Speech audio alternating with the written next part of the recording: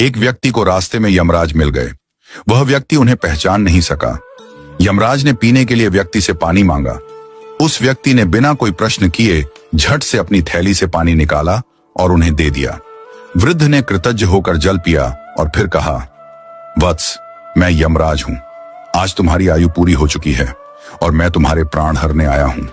यह सुनकर व्यक्ति का चेहरा सफेद पड़ गया। हृदय कांप उठा। डर के मारे उसके पांव लड़खड़ा गए। लेकिन यमराज बोले, डरो नहीं, क्योंकि तुमने मेरी प्यास बुझाई है। अतः मैं तुम्हें एक विशेष अवसर देना चाहता हूं, तुम्हारी किस्मत बदलने का मौका। उन्होंने एक डायरी उसके हाथ में थमाई और कहा, इस डायरी में जो तुम लिखोगे वही सच हो जाएगा। तुम्हारे पास ठीक 5 मिनट का समय है। जितना चाहे लिख लो, पर ध्यान रहे केवल 5 मिनट। इसके बाद समय समाप्त हो जाएगा और डायरी मेरे पास लौट आएगी। व्यक्ति का भय थोड़ा कम हुआ। वह सोचने लगा, अब तो मेरी किस्मत मेरे हाथ में है, मैं सब कुछ बदल सकता हूं। उसने जल्दी जल्दी डायरी खोलनी शुरू की। पहला पृष्ठ देखा। वहां लिखा था, तुम्हारा पड़ोसी रामदीन कल लॉटरी जीतकर करोड़पति बनने वाला है। व्यक्ति को ईर्ष्या हुई। उसने लिखा, रामदीन की लॉटरी रद्द हो जाए, वह गरीब ही रहे। दूसरा पृष्ठ लिखा था, तुम्हारा मित्र रघु चुनाव जीतकर मंत्री बनने वाला है। व्यक्ति ने लिखा, रघु चुनाव हार जाए, उसे अपमान झेलना पड़े। तीसरा पृष्ठ, तुम्हारा छोटा भाई विदेश जाकर बड़ा व्यापारी बनने वाला है। व्यक्ति फिर लिखता है, वह कभी विदेश न जा पाए, नौकरी के लिए भटके। इस प्रकार वह एक एक कर पृष्ठ पलटता रहा और हर पन्ने पर दूसरों की खुशियां मिटाने लगा। उसका मन ईर्ष्या और द्वेष से भर गया था।